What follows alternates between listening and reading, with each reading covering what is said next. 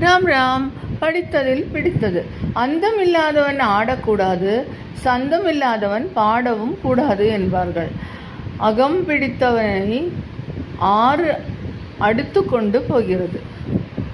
இதெல்லாம் பழமொழியில் சேரும். எல்லா மனிதர்களையும் நம்பிவிடுவது ஆபத்து, ஒருவரையும் நம்பாமல் இருப்பதும் அதைவிட ஆபத்து. அக்கறை தீர்ந்தால் அக்காள் புருஷன் என்ன கொக்கா. இதுவும் ஒரு பழமொழி. அழுதாலும் அந்தஸ்து வேண்டும், சிரித்தாலும் சீர் வேண்டும்.